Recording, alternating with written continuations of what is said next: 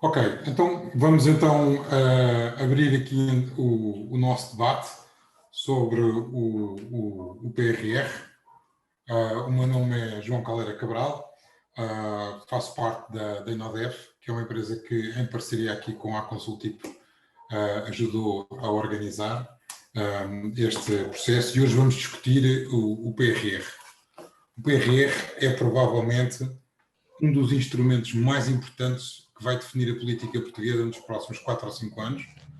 É uma oportunidade financeira enorme, mas que tem imensos desafios e que todos nós, todo o nosso futuro vai depender do que acontecer com estes fundos. E, portanto, hoje temos aqui assim um painel de pessoas dentro da Consultip que vão tentar espelhar um pouco qual é a visão do que é que a Associação dos Consultores Portugueses tem sobre este assunto. E também temos aqui um fórum aberto, onde depois as pessoas são convidadas a participar, algumas já se inscreveram, e depois temos aqui assim um debate. Portanto, vou passar, sem mais demoras, vou passar aqui ao Vítor Cardial, presidente da Consultip, para fazer aqui assim uma introdução e dar um pontapé no debate. Vítor, queres avançar?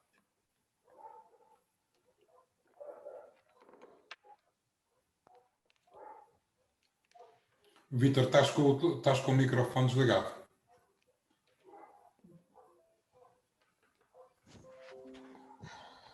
Vítor?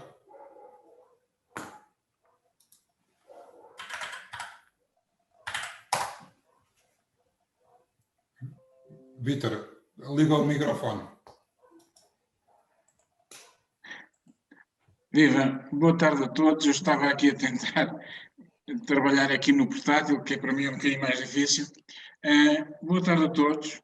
Muito obrigado por participarem connosco neste debate sobre o Plano de Recuperação e Resiliência Nacional. É, de facto, como disse o João Cabral, um documento muito importante e muito relevante para o desenvolvimento, digamos assim, e a recuperação da economia, mas fundamentalmente para a reforma da economia. E o que nos parece neste momento é que, e é isto que vamos aqui debater, é que a componente de reformas, digamos assim, baseia-se muito nas reformas do Estado, que sem dúvida é muito importante, mas não há efetivamente uma alavancagem completa e forte, digamos assim, do aspecto da mudança estrutural da nossa economia. Eu gostava, se me derem a oportunidade, de mostrar um bocadinho daquilo que nós, enquanto a Consultip, propusemos. Espero que estejam agora a ver a tela. Vamos cá ver se eu consigo pôr isto aqui em apresentação de dispositivos. Ora bem. Portanto, a Consultip apresentou em devido tempo um conjunto de propostas. Eu vou ver se consigo. E, portanto, nós pensamos que, apesar de estar muito na moda a indústria 4.0 e agora alguém já vir falar na indústria 5.0, acho que é preciso pensarmos um bocadinho mais longe. Não faz mal copiar. Os japoneses indicaram claramente que um novo modelo de sociedade, a sociedade 5.0, que é aquilo que a Consultip tem vindo a privilegiar e que coloca os cidadãos no ponto central do desenvolvimento. Também nós consideramos que, para Portugal, são necessárias duas estratégias diferenciadas.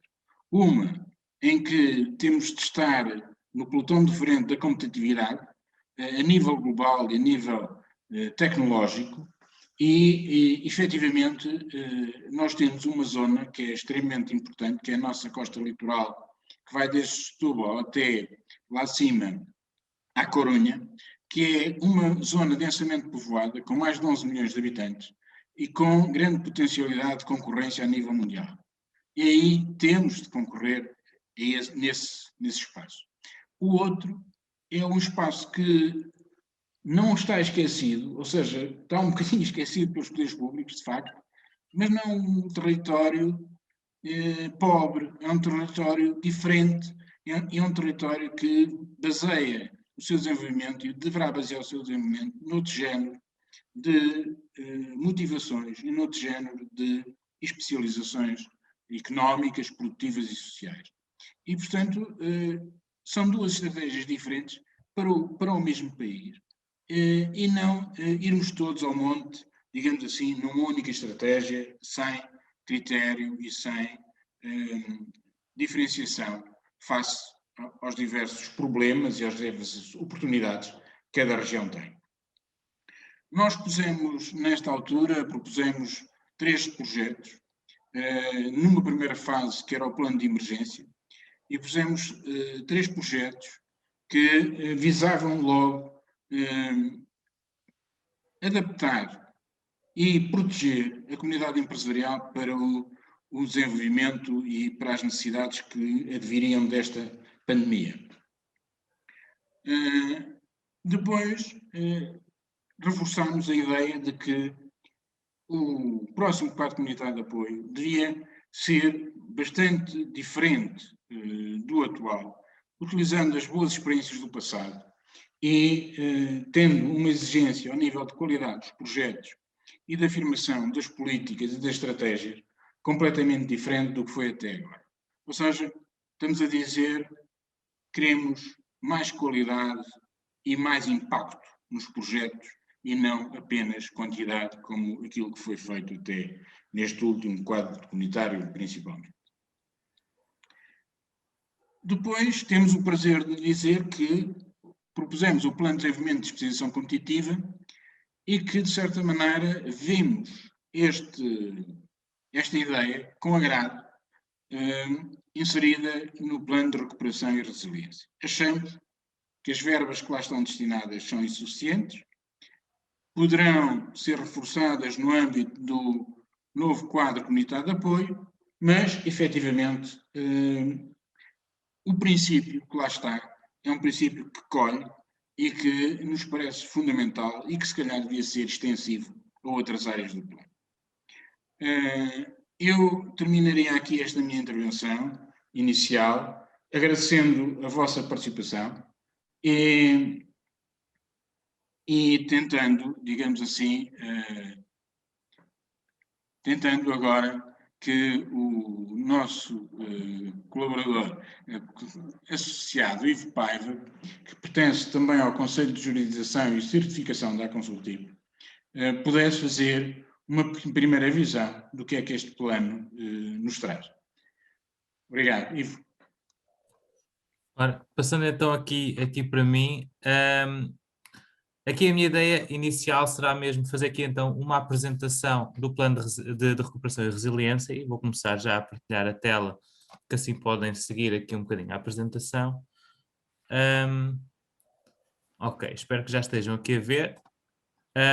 Portanto, aqui o objetivo será fazer aqui uma apresentação do plano de recuperação e resiliência, aqui de uma visão da parte dos consultores de investimento, de inovação, da parte das empresas, ok? Portanto, claro que nos vamos focar, e como disse o Vítor, existe aqui uma grande componente que acaba por ser para o Estado, ok? Sendo que aqui o objetivo é mesmo apresentar aquilo que já está destinado às empresas e também servir aqui de base para o debate que se segue. Portanto, só para dar aqui um contexto, portanto, houve aqui uma visão estratégica do Plano de Recuperação Económica já o ano passado, da parte de 2020-2030, do professor António Costa Silva, que passou para a Estratégia de Portugal 2030 e que agora vê-se aqui desdobrado para o quadro financeiro plurianual, que ainda há de ser aqui apresentado, e para o Plano de Recuperação e Resiliência e o REACT-EU, que foi uma parte um bocadinho mais rápida, mas também foi nesse sentido.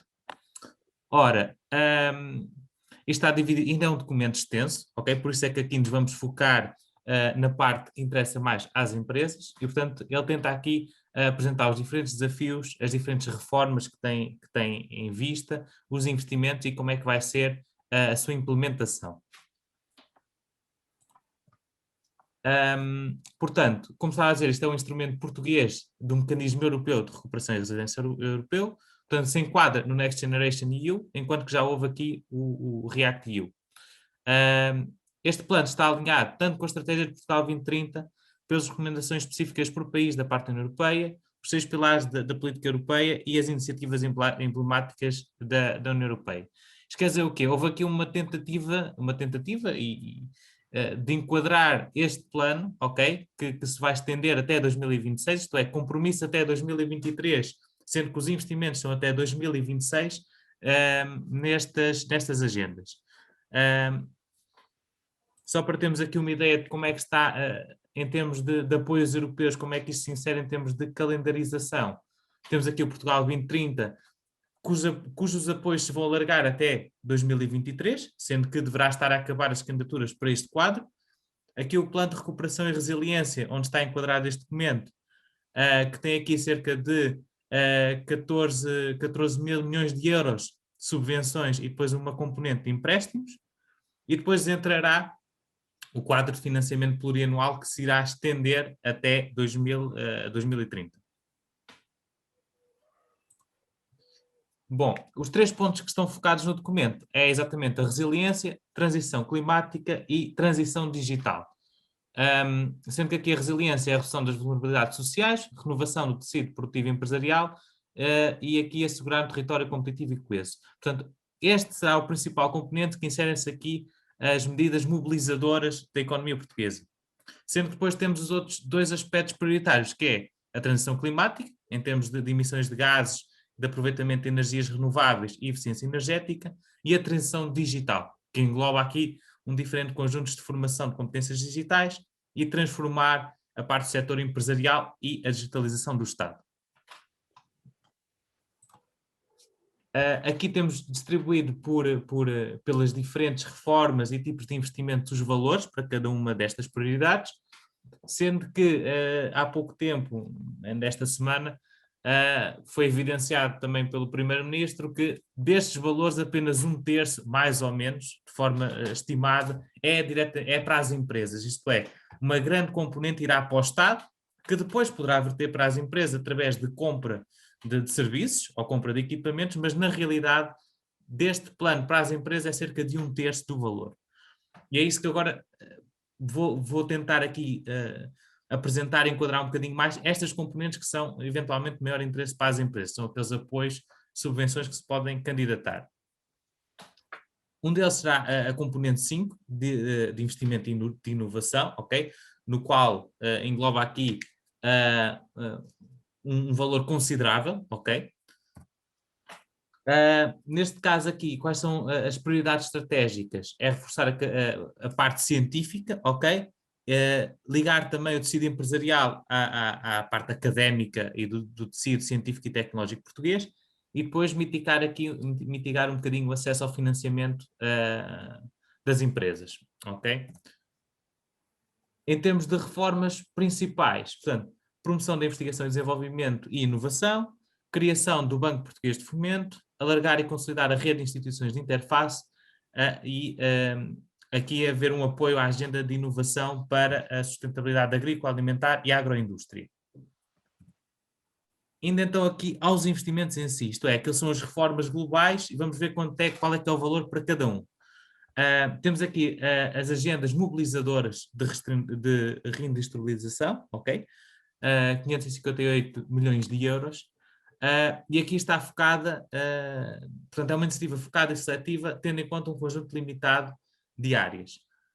Se alguém tiver algum interesse em algumas destas áreas em específico, porque aqui demoraria muito tempo a apresentar em detalhe, aqui pode ir ver ao documento as partes que lhe interessem em maior detalhe, ok? Em todo o caso, será aqui uma iniciativa muito focada e seletiva. Temos a parte das alianças verdes, as agências verdes, ok? Sendo que aqui será um conjunto de projetos colaborativos. Depois temos aqui a missão interface, sendo que aqui acaba por ir também para o Estado, já que é aqui aumentar e capacitar o sistema de investigação e inovação. E depois a parte da agroindústria e da agricultura, que aqui temos projetado cerca de 100 programas e projetos, ok? Através de 15 iniciativas, ok? Sendo que existem 5 projetos estruturantes. Depois temos um conjunto de investimentos direcionados para os Açores e, portanto, aqui temos tanto o cluster do mar, o sistema empresarial dos Açores e o lançamento económico da agricultura dos Açores, bastante focado. Aqui não falei, mas ainda nesta componente existe aqui o Banco de Fomento, mas que será com uma componente de empréstimos às empresas para poderem capitalizar-se, ok? Mas não tem uma dimensão tão focada como alguns desses outros tópicos. Outros pontos essenciais será a parte de descarbonizar a indústria. Neste caso temos apenas um tópico de reforma e um tópico de investimento, em que aqui o objetivo é exatamente descarbonizar a indústria, eficiência energética dos recursos, ecoinovação, digitalização da indústria, aqui numa componente de reduzir o gasto energético e emissão e utilização de recursos, ok? Uma economia circular de baixo carbono e simbiose industriais, e depois aqui projetos de ID numa parte mais inovadora, competitiva e de baixo carbono. O que é que se espera aqui fazer? Portanto, aqui a ideia será ter projetos, financiar projetos em 4 vertentes que acabam por transitar das reformas que se pretendem. Portanto, baixo carbono, uma eficiência energética maior, incorporação de energia de fontes renováveis e armazenamento da energia e depois apoio à capitalização das empresas. Aqui também temos a bioeconomia sustentável, que tem um foco um bocadinho mais de apoio a algumas indústrias que são centrais à economia portuguesa. Neste caso, o têxtil, o vestuário, calçado e resina natural. Isto é, aqui será um apoio mais direcionado para estes setores, okay? Para alavancar a transição dos produtos biológicos para ficarem mais eficientes na utilização de recursos e com maior valor, ok? Acrescentado. Aqui estão já previstos 5 eixos, embora estes ainda não estão aprovados, ok? Portanto, aqui é o previsto com base no documento que já está em trabalho atualmente, que seria a utilização inteligente de recursos biológicos, investigação e inovação, bioindústria, parte societal e depois monitorizar a bioeconomia sustentável em Portugal. O que é que se espera aqui? Apoiar 30 projetos de investigação, desenvolvimento e inovação, e depois promover aqui um conjunto de apoio aos registros de propriedade intelectual, e aqui uma parte mais específica para a parte resineira. Que em Portugal tendo aqui vários povoamentos de pinheiro, o exemplo que dão no documento é até o pinheiro bravo, mas existem outros povoamentos de pinheiro, para aproveitamento da resina. Por fim, outro dos pontos mais destacados é exatamente a parte da transição digital, no componente de empresas 4.0, em que aqui é exatamente reforçar as competências digitais tanto dos trabalhadores como das empresas, modernizar o modelo de negócio, criar novos canais de comercialização e estimular o empreendimento de base digital. Claramente este fator, este investimento advém também e muito da crise que atualmente passamos, sendo que isto tornou aqui uma prioridade, certamente também por causa da pandemia atual. Aqui temos diferenciados aqui a capacitação digital das empresas. A transição digital das empresas também acaba por ser, neste contexto, sendo que já existem 4 programas, a Rede Nacional de Testbed, Comércio Digital, Coaching 4.0 e Empreendedorismo, que já existem, portanto será canalizado através desses programas. E depois aqui um aumento, portanto, em três programas, que é a digitalização, Digital Innovation Hubs, desmaterialização da faturação e depois certificar-se de cibersegurança, a privacidade e sustentabilidade. Portanto, aqui também é uma conjunção entre a digitalização e a parte ecossustentável. Ok? O que é que falta aqui? Ainda não é o que falta aqui, em termos de documento ainda nos apresentam um modelo de governação e implementação, que a ideia é ser centralizado através de uma estrutura que ainda irá ser criada, que é o Recuperar Portugal, sendo que o Recuperar Portugal irá executar o plano com base nas diferentes agências que já existem hoje do Estado. Isto é, na prática, o que se espera é que não exista, na maioria dos casos, uma reorganização muito grande de como são atribuídos os apoios. Isto é, atualmente já temos o IAPMEI, a ANI, a ICEP, os diferentes organismos que acabam por fazer programas para depois as empresas se candidatarem, e o que aqui está vertido é mais ou menos isso, esse sistema não é expectável que mude. Eventualmente os projetos estruturantes ou os mobilizadores maiores, poderá haver aqui uma forma diferente de averiguar quais serão os consórcios ou os clusters de maior interesse, um processo que também me parece já estar em andamento em algumas áreas, mas na maioria das empresas irá ser esta canalização por fases até haver os apoios. Agora, em termos de debate e em termos do que é que fica por responder neste documento, porque o documento tem as 3 linhas orientadoras, acaba por definir um bocadinho como é que será distribuído o dinheiro, ok? Que tipo de programas existirão, se serão muitos ou poucos projetos, mas continua aqui as questões se responde às atuais necessidades das empresas, porque, como já foi referido, comércio, de forma geral, não é refletido. Temos aqui uma parte de reindustrialização e focado para a indústria, mas comércio, hotelaria, cultura, não é referido. Se estes 3 focos, só estes 3 focos nesta altura são os essenciais, são aqueles que deviam estar nesta altura do campeonato, não, se calhar num plano de reestruturação poderiam ser interessantes até a médio prazo, mas atualmente não sei se serão os mais adequados.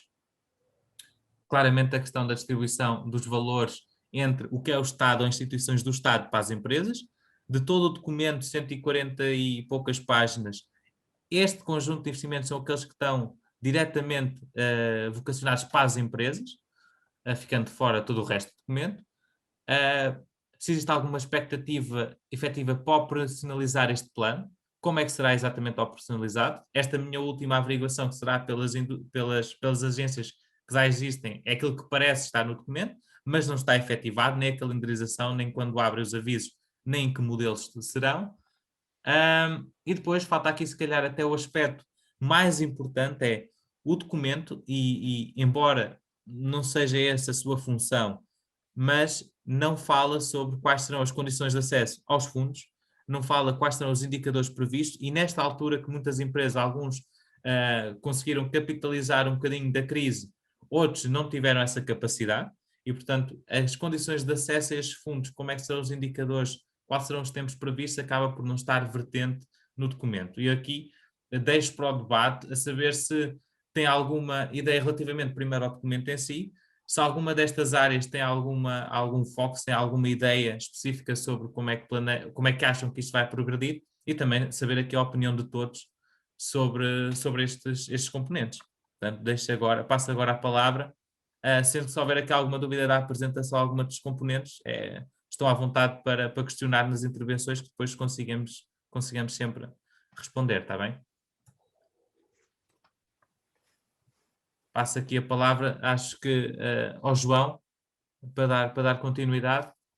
Exato. Bom, Ivo, olha, muito, muito interessante e muito bem resumido aqui assim esta apresentação. Eu se calhar depois iria pedir-te para a disponibilizares Claro. para as pessoas.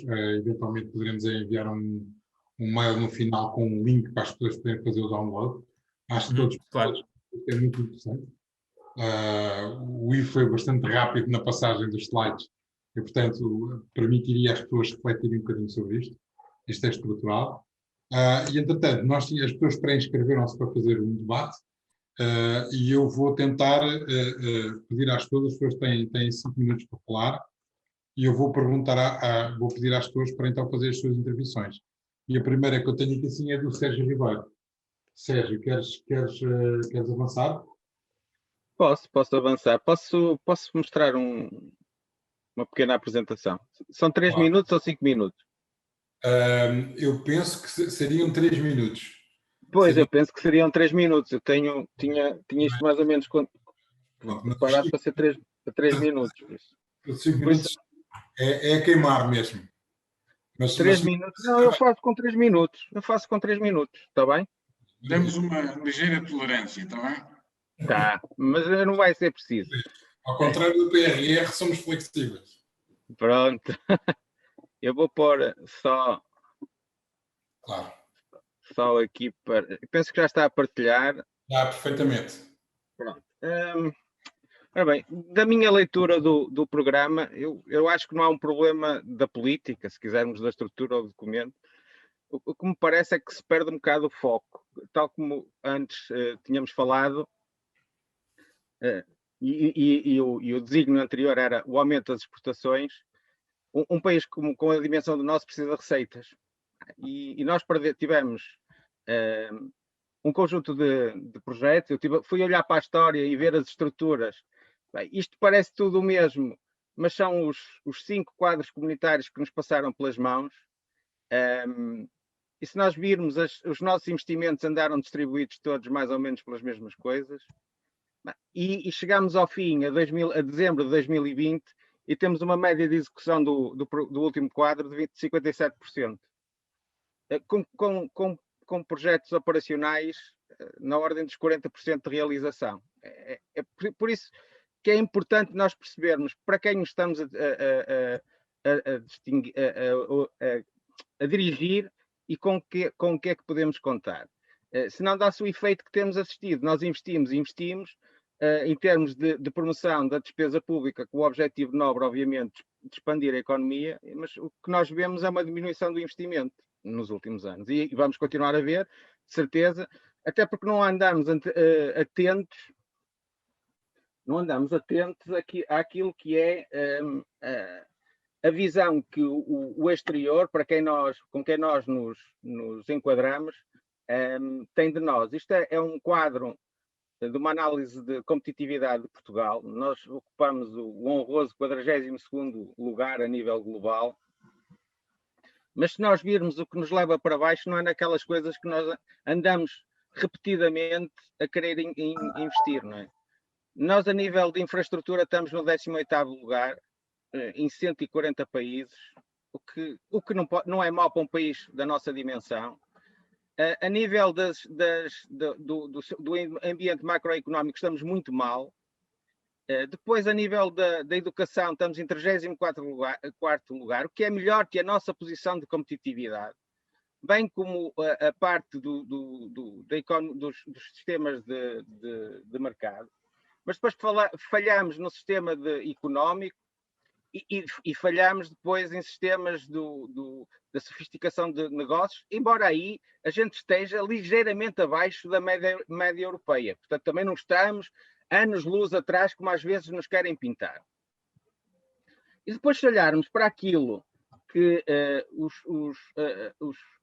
as publicações falam sobre o desenvolvimento económico, nós tendemos a esquecer uma coisa que é valorizada por 80% dos especialistas a nível global, que é a existência ou não de um mercado doméstico com dimensão. Nós não temos. E tendemos a esquecer isso. Nos outros aspectos, e se nós olharmos para o quadro da direita, que é a forma com que, na avaliação que é feita da competitividade de Portugal, consideram os aspectos mais negativos de se relacionar com Portugal, estão a ineficiência em termos de sistema burocrático do governo, estão as taxas de impostos, o que é normal porque estamos a falar de entidades estrangeiras. Estamos a falar das restrições da regulamentação do trabalho, estamos a falar da constante alteração das políticas e regulamentações, na grande dificuldade de acesso ao financiamento, na regulamentação dos impostos, e só depois é que aparecem as áreas onde nós, enfim, insistentemente queremos investir. Eu também estive aqui a olhar para o princípio, e é o princípio orientador da nossa associação, e um dos indicadores, não é? Nós somos consultores de investimento e inovação, e portanto para investir e inovar é preciso gerir, é preciso ter indicadores. Existem indicadores, não vale a pena inventar a roda. Existe um indicador de desenvolvimento humano,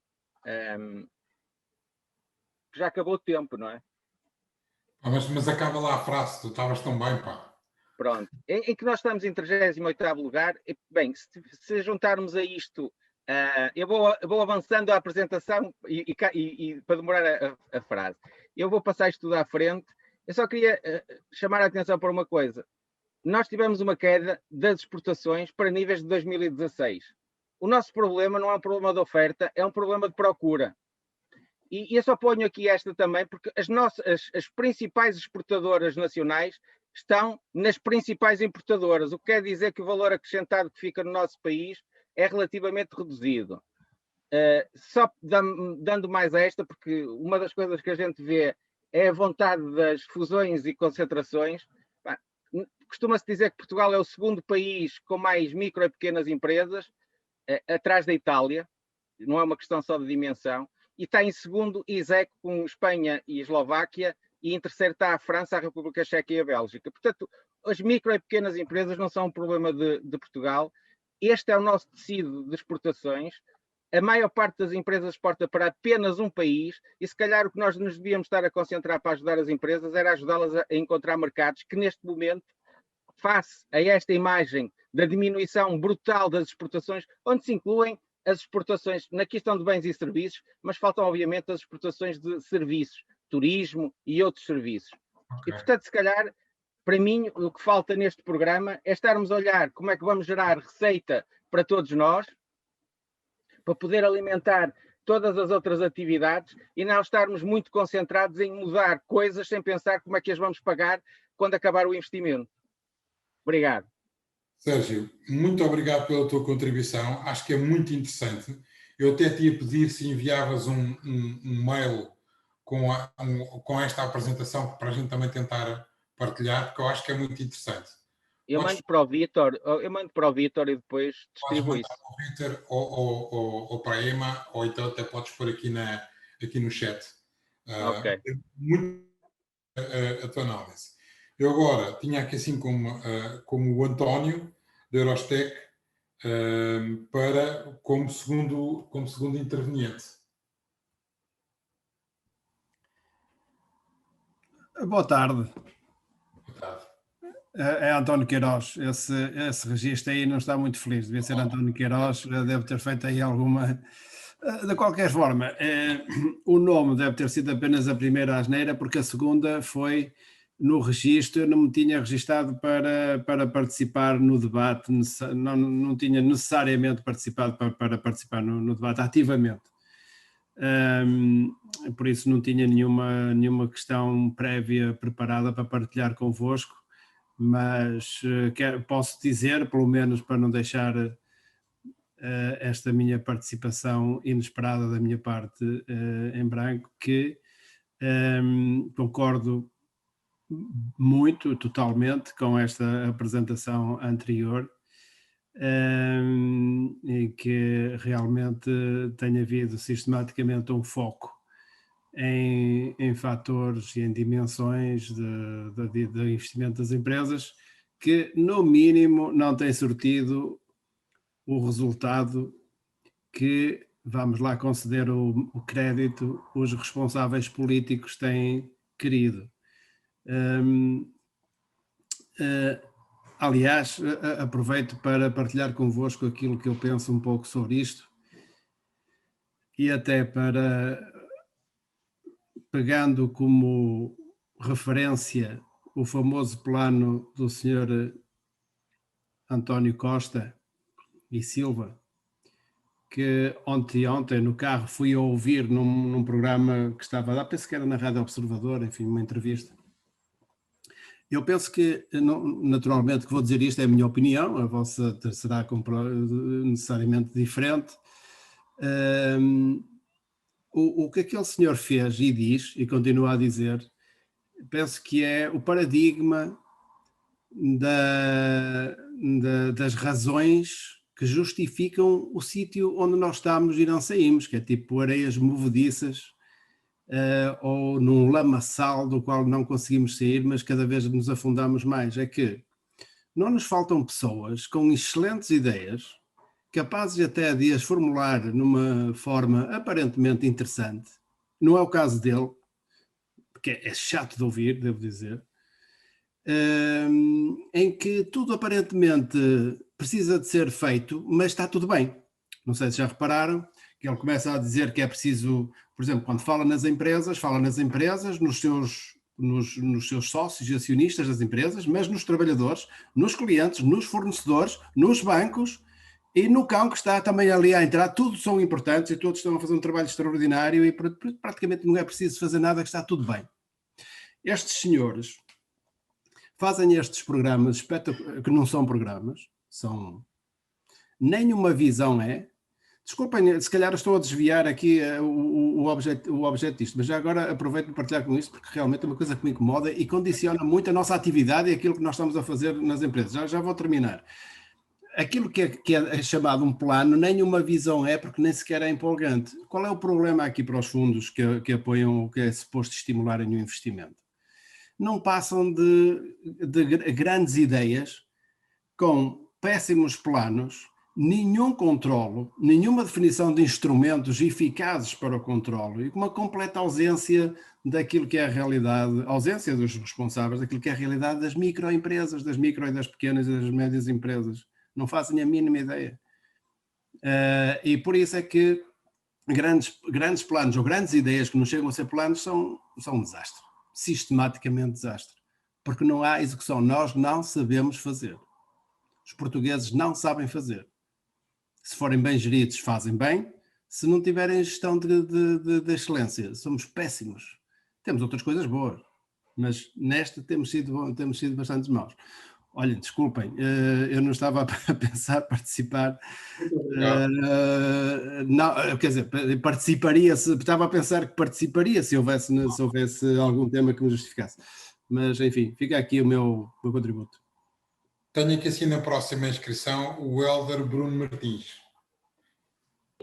Sou eu, muito boa tarde, mais uma vez. Muito obrigado desde já pela iniciativa e pelas apresentações que já pudemos ouvir, extremamente importantes, muito interessantes. A minha contribuição, e é acima de tudo até uma forma de poder partilhar convosco a minha visão em relação ao que pode ser o contributo das indústrias designadas culturais e criativas, as ICC, e até gerar aqui de alguma forma uma discussão, no sentido de também colocar todos os colegas a refletirem sobre este setor que tem estado, quer por razões de desconhecimento, quer por, acima de tudo, por desconhecimento da maior parte, quero acreditar, da maior parte dos nossos decisores, tem estado arredado dos planos estratégicos, económicos. E nesta medida, aquilo que eu gostaria de partilhar convosco, e vou até iniciar a partilha da tela, é resultado do que é um estudo que foi publicado no dia 26 de novembro, peço desculpa, no dia 26 de janeiro. É um estudo que se chama Reconstruir a Europa, a economia cultural e criativa antes e depois da Covid-19, e que por acaso até me parece que pode ir ao encontro daquilo que foi a apresentação do colega Sérgio. Porque há, de facto, algumas relações que podem ser estabelecidas, não de forma totalmente direta, mas que decorrem enfim, a cultura que somos é a economia que temos, não é? Ou ao contrário, a cultura que temos é a economia que somos. E, portanto, nessa medida, as indústrias culturais e criativas, tal como diz este estudo, que foi uma encomenda feita pelo grupo de entidades de gestão dos direitos de autor da Europa, este grupo que encomendou este estudo à Ernst & Young, e foi divulgado, portanto, como eu disse, no dia 26 de janeiro. O estudo refere precisamente que as indústrias culturais e criativas podem ser a chave para a reconstrução da economia na Europa. Os estudos, eu tenho os links aqui, depois poderei também partilhar, se entenderem. Era bom, eu pedia-vos que, dentro da vossa disponibilidade de tempo físico e intelectual, pudessem debruçar-se um bocadinho sobre este setor, até para poderem também prestar auxílio e colaborarem com as entidades nacionais, porque eu penso que temos aqui recursos subaproveitados, até no âmbito da exportação, que interessava potenciar. Mas já lá iremos. Segundo este estudo, portanto, como eu disse, efetivamente o investimento na cultura é uma das soluções para revitalizar a economia europeia. Era, segundo o estudo, o setor dos mais... e por isso as ICC, de acordo com a Comissão Europeia, reconhece este setor como um dos 14 ecossistemas prioritários para a recuperação. É um setor extremamente redistributivo, de grande irradiação para outros setores. Tem uma natureza transversal, do turismo à logística, transportes, construções, telecomunicações e até mesmo para dentro do próprio setor. É um setor onde se tem assistido a uma intensa inovação tecnológica e até em termos de modelos de negócio, como podemos ver, por exemplo, na alteração profunda que a indústria da música ou até dos audiovisuais tem vindo a sentir nos últimos 15 anos. Tem sabido até liderar algumas inovações e, portanto, o estudo reconhece este papel estratégico global das ICC, das indústrias culturais e criativas, para a recuperação económica. O estudo teve como base os 10 subsetores de maior destaque: a música, as artes performativas, a publicidade, a arquitetura, audiovisual, livros, jornais e revistas, videojogos, etc. E, só para termos uma ideia, a contribuição económica deste setor é mais elevada do que o das telecomunicações, a alta tecnologia, os produtos farmacêuticos e a indústria automóvel. Estamos Sim? aqui em termos de tempo, já estamos Sim? a atingir os Ok, 5. eu estou a terminar. Vou terminar agora. Posso dizer que o contributo ronda o produto interno bruto é de 4,4%, uma faturação de 643 mil milhões. Enfim, é uma contribuição exponencial. Não está plasmada esta possibilidade de termos este recurso para o crescimento e para a estratégia nacional, e por isso eu propus que fossem introduzidas estas 7 medidas, umas mais genéricas do que outras e que precisam de ser muito mais operacionalizadas, e que é atribuir às ICC, que decorre do estudo, uma percentagem de 2,5% daquilo que é a bazuca europeia, reforçar o financiamento público, estabelecer um quadro jurídico para as carreiras, que não existe, mas é típico de um país no terceiro mundo, promover a arte e a cultura para impulsionar o progresso da sociedade, como é evidente, já os gregos diziam, alargar o quadro fiscal e tributário em benefício da cultura, aplicar o programa REACT para as indústrias da cultura, implementar uma estratégia articulada entre as ICC, a cultura, a educação e o turismo, no mínimo. E pronto, é basicamente isto. Muito obrigado pela atenção. Muito obrigado, Helder. Eu agora pedia aqui assim à Bárbara Brajão que intervisse, uma vez que é a próxima. Bárbara?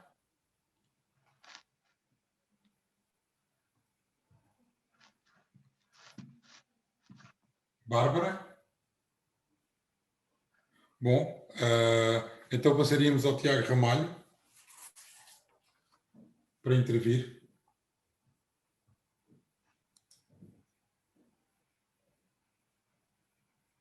Tiago Ramalho? Aparentemente não está aqui. Eu, a Bárbara, já tinha visto. Bárbara, quer intervir? Bárbara? Bom, não sei o que é que se está. Nem a Bárbara nem o Tiago estão.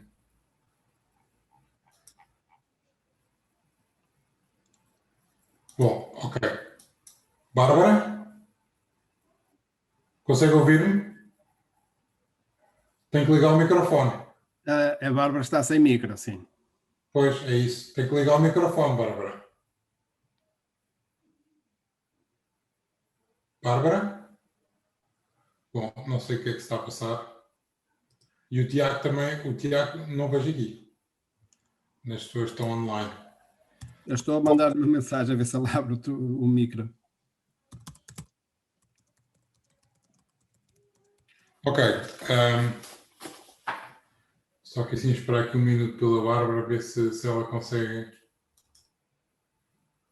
Bárbara? Provavelmente não está mesmo. Porque eu mandei-lhe uma mensagem.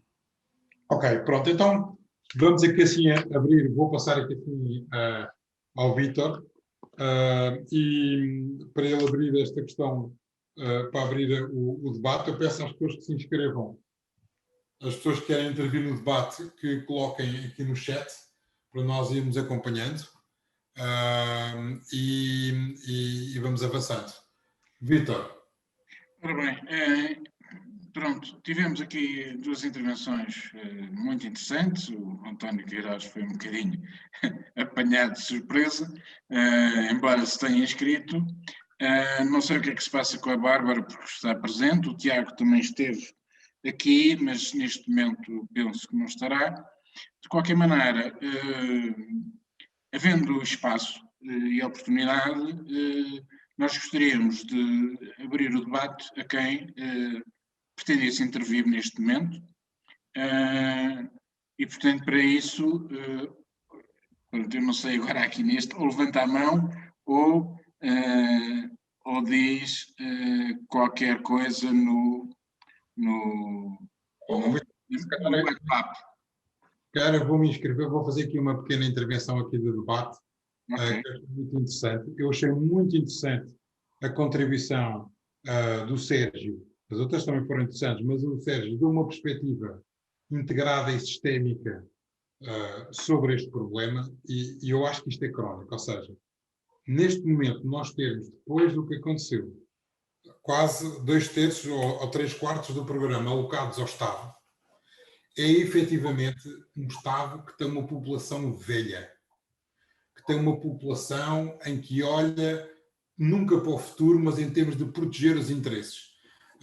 Aquela coisa também de haver que vão apostar em 30 programas é ridículo. Ou seja, em vez de nós termos, efetivamente, uma das coisas que também achei muito interessante no Sérgio, era que o nosso pior indicador em termos de performance de inovação era a área financeira, porque o que acontece é que tudo isto está combinado entre os fundos, os sistemas de garantia mútua e os bancos, a panelinha está toda feita e, efetivamente, capital real, inovação real, etc., não acontece. E em vez de nós estarmos, efetivamente, a ter uma sociedade, e nós estávamos a começar a ter isso com os Web Summits e com aquelas coisas, havia uma sociedade, uma série de empresas pequenas, tecnologia, etc., que estavam a nascer, mas para mim tem sido uma desilusão o PRR, porque volta-se a focar tudo nos grandes sistemas estatais, na grande infraestrutura. Eu acho que é, efetivamente, aonde está o problema deste fundo. Não sei se nós ainda vamos a tempo, nós, sociedade civil, de conseguir intervir e, de alguma forma, abrir as portas ou obrigar o governo a rever um bocadinho a forma ainda como aloca os fundos. Por exemplo, na transformação digital, 2/3 dos fundos irem para a transformação digital do Estado, como fosse o maior mecanismo de criação de riqueza, epá, eu nem sei, quer dizer, acho um bocadinho aqui inacreditável. Mas pronto, é a minha opinião. Talvez agora passasse a alguém mais que quer intervir. Eu vou só, quer dizer, eu devia falar mais para o fim, mas pronto, agora vou participar um bocadinho.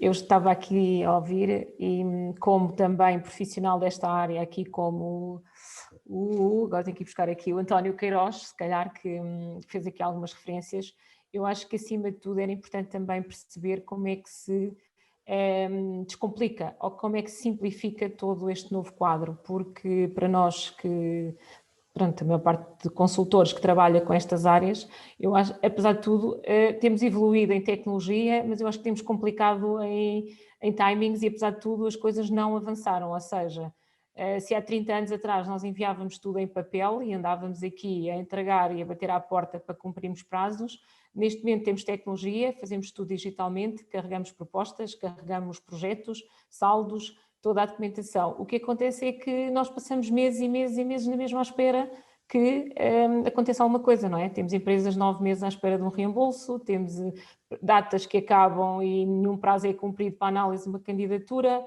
e eu acho que isto desmotiva quer as empresas, quer a nós que trabalhamos nesta área, quer quando apresentamos o programa ou um projeto ou tentamos ajudar uma empresa a fazer uma candidatura, ou lhe sugerimos ou apresentamos uma proposta, o que é que seja, muitas das empresas já estão quase, eu já tive situações assim, olha, é assim, eu prefiro fazer isto, não me venha cá com fundos, não quero saber disto para nada, quando às vezes até existem projetos que poderiam ser alavancados com isso, quer dizer, nós devemos defender que as empresas devem fazer um projeto independentemente de terem ou não o apoio, claro que se o tiverem melhor, não é? Porque é sempre muito melhor ter uma componente de apoio que possa alavancar o projeto.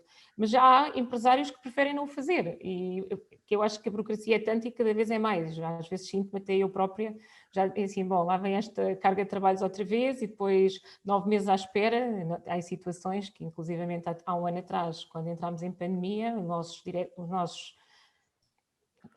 Estado dizia ao nosso Governo que isto iria ser tudo muito rápido e não é. Eu tenho uma empresa que apresentou um pedido de reembolso em maio, ainda continua, ainda está em análise e não sabemos ainda o que é que aconteceu.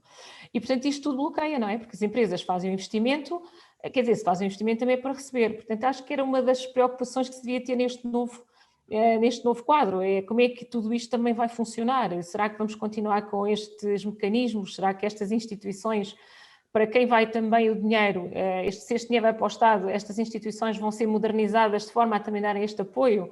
Isto é, se calhar, uma visão muito pessoal do problema, mas eu penso que grande parte das pessoas que está a trabalhar e trabalha quer do lado das empresas, quer do lado dos consultores, sente esta dificuldade.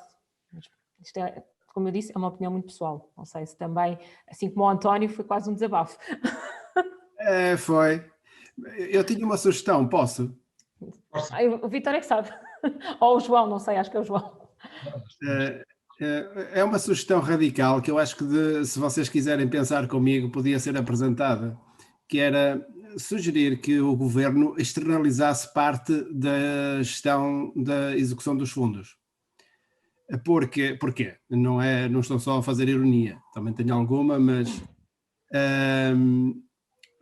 como dizia a Dulce, e todos nós provavelmente teremos a mesma experiência, os 9 meses não é absurdo, os 9 meses têm a ver com a gestação normal, são 9 meses. Do ser humano. Há claramente um problema de gestão na gestão dos fundos, passa o programa. Se quem não quiser ver isso, não quer ver nada. Quer dizer, há um problema de gestão, incompetência, incapacidade, seja o que for, mas que há um problema. E há um problema de investimento gravíssimo em Portugal, como também só não vê quem não quer, que está a atirar-nos para o fundo do poço. Também é uma coisa óbvia. Então nós temos que começar a tratar de sugerir coisas concretas aos governantes. Sugerir ou até mesmo exigir. Epá, se vocês não são capazes, entreguem a quem seja.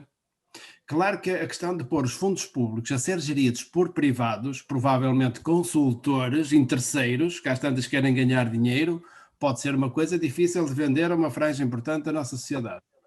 Mas nós estamos com uma mão de pobres a pedir dinheiro aos ricos e aos indivíduos que trabalham com seriedade, e eles estão a olhar para nós e a dizer, estes indivíduos não foram o sol e as mulheres bonitas, são cá uns palermas que insuportáveis. Que nós damos o dinheiro e eles não os aplicam. E quando vão aplicar, como dizia há pouco ali, peço desculpa não ter fixado o nome daquela apresentação que eu gostei, acho que era João, 50%... Sérgio, a apresentação do Sérgio. 50% do fundo está comprometido, os valores estão comprometidos, dizem, mas a execução está em 54% ou 55%, isto é inaceitável quando estamos no fim do concurso. Os alemães e os famosos holandeses olham para isto e dizem, eles não precisam mesmo do dinheiro, porque se precisassem já o estavam a aplicar logo desde o primeiro minuto. Se eles só aplicam mesmo no fim para não comprometer o próximo quadro, com todos os instrumentos que consigam pôr, é porque de facto eles não precisam mesmo. Mas isto é insuportável. Por isso, a sugestão de privatizar parte da gestão do Portugal 2030, eu acho que era uma coisa que podíamos começar a lutar por ela. Se é que já não estão a lutar e eu ainda não me apercebi, pode ser. A questão muitas das vezes, António, penso que, não sei se concordam comigo, é que também há empresas, acontece que há empresas que, quando desenvolvem ou apresentam um projeto ou uma candidatura, têm uma ideia de um projeto. O tempo e o timing em que ela é aprovada e a ideia que lá estava, muitas das vezes há candidaturas que já não fazem sentido na empresa, e depois, se vai fazer um pedido de alteração, quer dizer, eu vou-vos dar um exemplo de um projeto, e isto é caricato. Eu tenho um cliente que tinha um projeto de internacionalização, pediu uma alteração de mercado. A alteração de mercado veio feita. Entramos em pandemia. A feira onde é feita, em Cabo Verde, foi adiada de outubro deste ano para outubro de 2022. pedimos à ICEP prolongamento e a ICEP diz que não há motivos. E eu digo assim, não há motivos, então não há feira em 2021, só há em 2022. Quer dizer, o que é que nós fazemos com a feira? Temos o projeto a meio. E eu perguntei à técnica, o que é que eu faço? Se cancelo o projeto, não, ela diz, nós não damos opções, escreve no e-mail. A ICEP não tem que dar ideias, tem 3 opções. Se cancelar, perde o dinheiro, devolve. Quer dizer, não há hipótese, não é? A empresa faz o quê? A feira desapareceu, a feira adiou um ano, há provas, estamos em pandemia. Então, e do outro lado, eu disse assim, mas do outro lado, e diz-me o empresário, então, mas do outro lado não percebe o que é que está acontecendo no mundo? Eu disse, olha, não sei, já não sei mais o que é de fazer. Já contestei 2 vezes, já pedi, já enviei os mails da feira de Cabo Verde, tudo. Então, e fazemos o quê ao projeto? Quer dizer, vai ficar por executar, provavelmente a empresa vai ser penalizada e se calhar tem que devolver o dinheiro do que realizou. Tem uma feira feita, falta a outra, tem meio projeto. E esse foi logo o alerta que nos deram. Atenção ao indicador de execução que está abaixo. Então, mas eu não posso fazer a feira, tenho meio projeto. Muitas das vezes, quer dizer, e agora, quer dizer, isto é um impasse que eu agora tenho, o que é que eu aconselho também o cliente a fazer, não é? Mas pronto. Experimento. Que assim o Sérgio, se viu para falar, Sérgio, força. Posso então intervir? Eu queria deixar claro a todos os colegas, eu não estou a falar de política, estou a falar de políticas, que são coisas diferentes. Atenção, eu não tenho nada contra partidos, nem a favor de partido nenhum. Começo por esta declaração de interesse, que é para não haver confusões. Eu sou uma pessoa formada em gestão industrial e, portanto, eu gosto é de fazer. Não gosto mas sei diferenciar o que é uma política do que é uma estratégia e do que é um plano de execução, que tende a confundir tudo. E o grande problema é que nós até nem temos más políticas. E, atenção, temos uma tendência muito má de falar mal de nós próprios. O problema das taxas de execução baixas não é um problema de Portugal. É um problema de todos os países europeus que têm programas estruturais como Portugal. Espanha não tem uma taxa de realização muito mais alta que Portugal. Já agora, a taxa de compromisso do Portugal 2020, em dezembro de 2020, era de 104%. O que é grave, e por isso é que eu trouxe aqueles planos, os planos de estruturais todos, é que ao fim de 30 anos ou 40 anos de planos estruturais, o Norte, o Centro e o Alentejo continuam a ser regiões de convergência. E as únicas que saíram foi Lisboa e Val do Tejo, entenda-se porquê, foi o Algarve, entenda-se porquê, e a Madeira, entenda-se porquê. A questão aqui que se põe é, se nós olharmos para os indicadores, a lógica com que nós investimos tão distante das empresas e o não querermos aceitar que as nossas empresas são o que são, e são muito boas. As nossas empresas não são grandes, as grandes empresas são, na maioria, detidas por capital estrangeiro, que exportam muito, mas importam muito mais, e deixam cá o que querem deixar. E, portanto, num sistema fechado, um sistema económico de um país é um sistema fechado, que só consegue acrescentar valor através das exportações, das transações com outros sistemas económicos. Se nós não fomentarmos o crescimento das exportações, e é isso é que vai alavancar a necessidade de desenvolvimento, a necessidade de investimento e a necessidade de estratégias de diferenciação às quais vamos agarrar a inovação ou outras quaisquer. Porque dizemos que vamos ter uma estratégia de inovação, desculpa lá, João Cabral, é uma treta. Nós temos estratégias de diferenciação que usam inovação para o conseguir. Nós não inovamos por inovar, nós inovamos para vender, para acrescentar valor, para prestar um melhor serviço à sociedade, porque a inovação não tem que ser puramente económica, pode ser uma inovação social e, portanto, termos um valor que é transmitido aos utilizadores e às pessoas com maior valor acrescentado. Isto é inovação, porque senão é invenção ou outra coisa qualquer.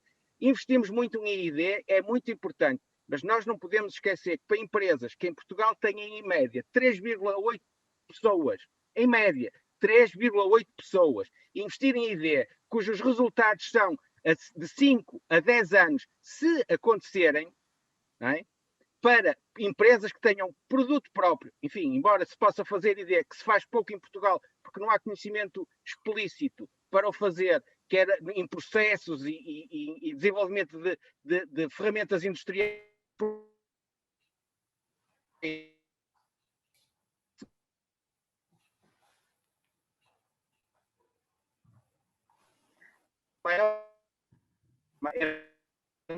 Penso que o Sérgio ficou sem rede. Diz, Sérgio. Estão-me a ouvir agora? Já. Agora sim, Sérgio. A rede assustou-se. Foi, eu estava aqui tão entusiasmado, até caiu.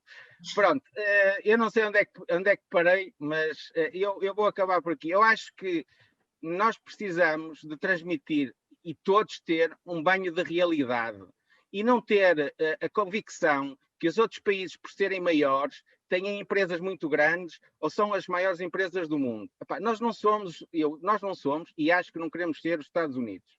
Nós não somos, nem nunca vamos ser uma Índia ou uma China. Nós não somos a Alemanha, nem a Espanha, que tem 5 vezes a nossa população. E mesmo assim, a taxa de micro e pequenas empresas no tecido empresarial português é exatamente igual à da Espanha. Por isso, não se ponham, eu que peço, e enquanto consultor da Aconsultip e membro da direção, eu que peço, e é isso que nós vamos ter que de alguma forma, batalhar todos juntos, e nós consultores temos essa obrigação, não deixemos que se ponham a inventar. O país que temos é este onde estamos. E é com este país que temos que trabalhar. E é com as condições que temos que trabalhar. Eu não vejo, e gostava de ver, modelos colaborativos de entrada em mercados. Eu não vejo, e gostava de ver, plataformas colaborativas de acesso aos consumidores. Porque nós falamos na digitalização das empresas, se vocês olharem para os indicadores, são 30 mil empresas e 36 mil funcionários ou colaboradores a serem incluídos. O que quer dizer que vai haver um colaborador por cada empresa, 1, qualquer coisa. Portanto, até para as empresas, o que se vai fazer é pouco. E se vocês repararem, o aumento das aquisições online só vai fazer com que a gente, e eu falo por mim, infelizmente, e por isso já me estou a penitenciar, eu consumo nos últimos tempos muito mais online e vou comprar a Amazon ou a FNAC, que mais uma vez não é produto propriamente de apoio à economia portuguesa, não é? Portanto, temos que perceber o que temos. O Vítor também se inscreveu, estamos aqui assim já no fim. Vítor, queres intervir? Eu gostava de aproveitar a oportunidade para agradecer, de facto, as apresentações, que foram muito, muito interessantes. E gostava de dizer uma coisa que penso que foi transversal a todas as intervenções, que é, digamos, um certo distanciamento do planeamento da realidade. E nesse aspecto, digamos assim, a Aconsultip tem tentado fazer essa ponte. É evidente que a Aconsultip precisa de uma colaboração interessada e ativa dos consultores. Aquilo que nós estamos a ver e das propostas que estamos a fazer é de facto com muita satisfação que eu vejo que foi definido um aspecto competitivo ao nível, digamos, de setores de programas de reindustrialização e não apenas um decreto de cima para baixo. Ou seja, é preciso que os programas tenham contexto e tenham pessoas e tenham empresas que se envolvam. Ou seja, não é por decreto do governo, como foi feito no hidrogênio, não é? Que eventualmente nós conseguimos ter sucesso. Portanto, efetivamente, Portugal tem condições excelentes em várias áreas. Podemos falar do mar, podemos falar do turismo, podemos falar, de facto, do nosso potencial para receber eventos culturais e fazer ações culturais e fazer um conjunto de diferenciações, porque nós temos condições ótimas de clima e de território para o fazer. Mas a questão fundamental no meio disto tudo é a máquina vive para se alimentar a si própria, de facto. E, portanto, o que nós temos aqui é libertar, digamos assim, como diziam os maoístas, não é? As forças produtivas. Ou seja, nós temos de garantir que quem quer produzir, quem quer inovar, quem quer diferenciar, pode fazê-lo. Há uma coisa que é muito difícil em Portugal, e o Sérgio falou nisso, que é a questão das pessoas colaborarem entre si. Quer dizer,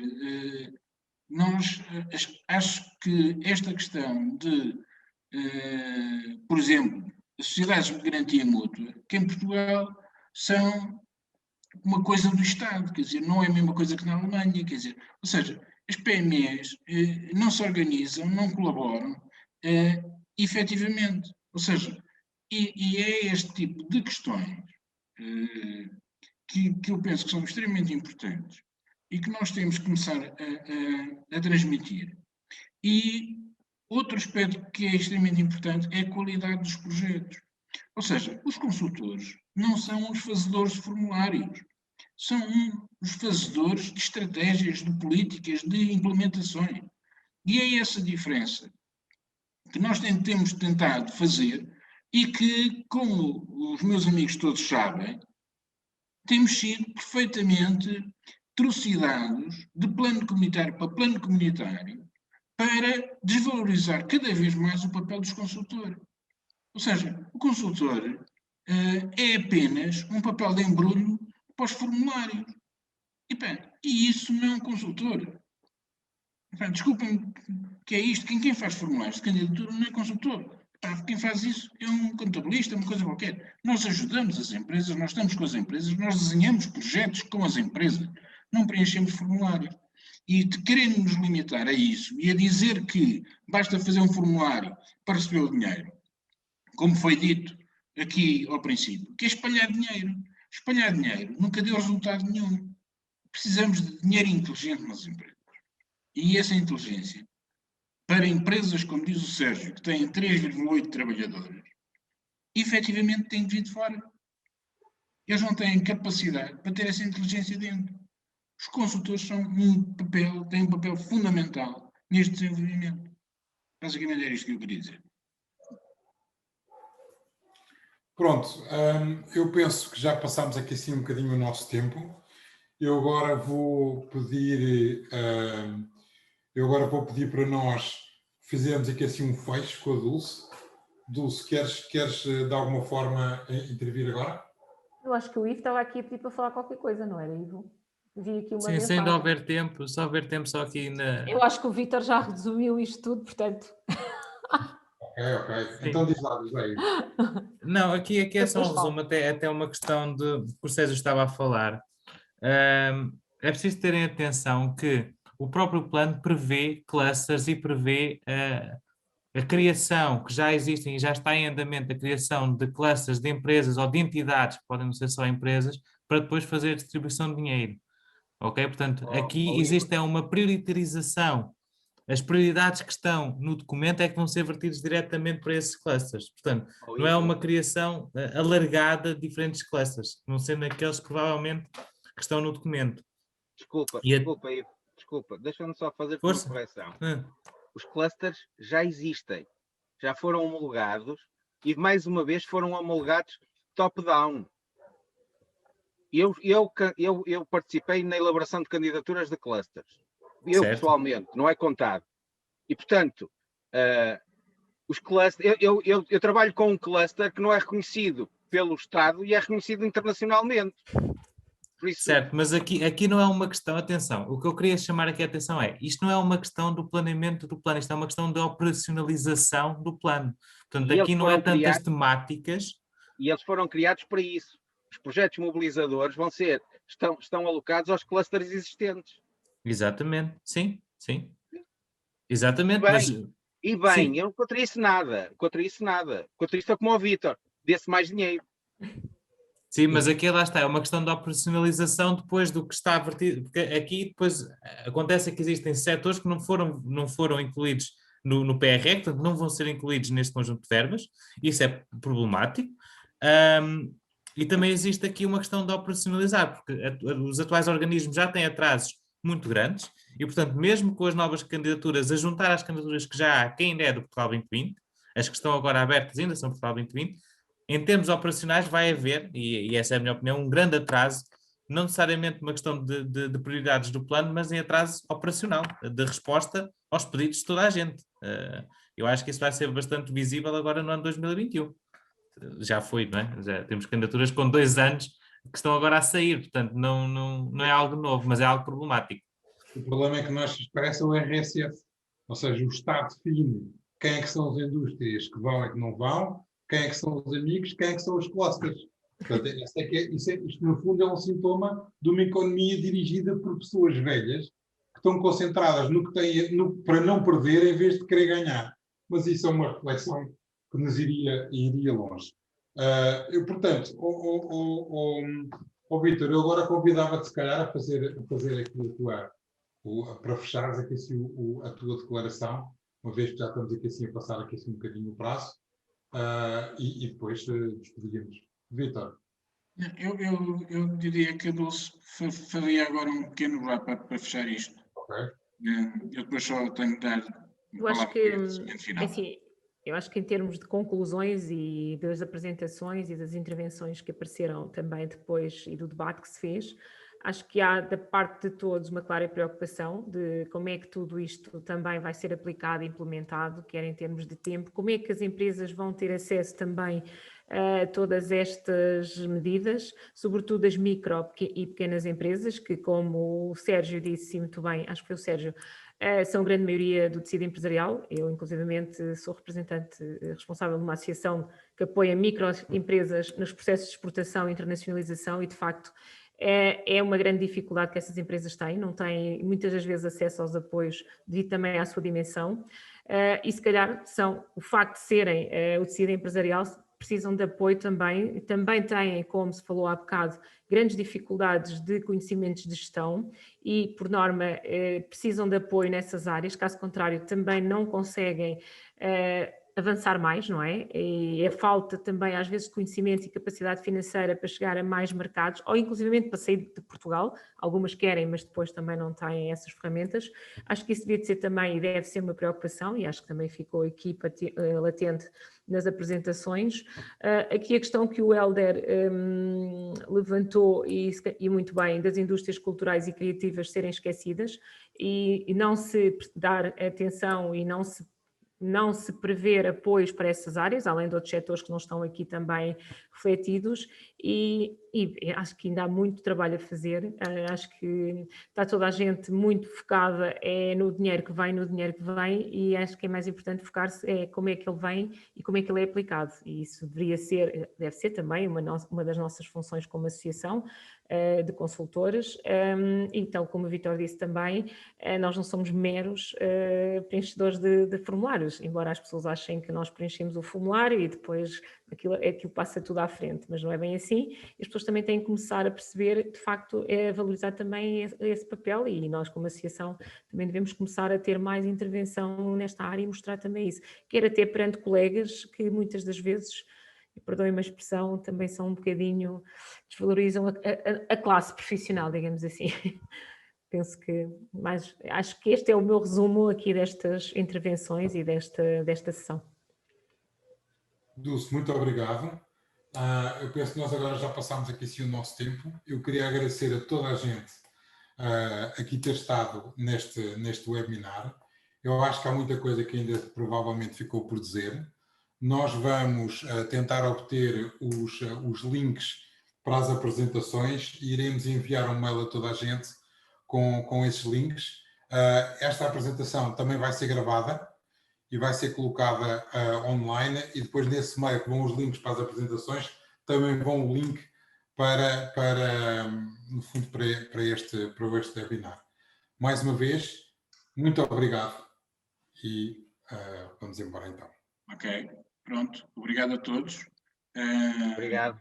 Precisamos de vós na associação e gostávamos de contar convosco na associação, fazermos isto mais forte, termos mais voz junto do governo e das instituições, porque as políticas são feitas a esse nível e os consultores ou têm voz em conjunto ou, pura e simplesmente, perdemos a oportunidade de intervir. Obrigado a todos. Foi um prazer estar convosco. Obrigada a todos. Muito obrigado a todos. Obrigado. Boa tarde.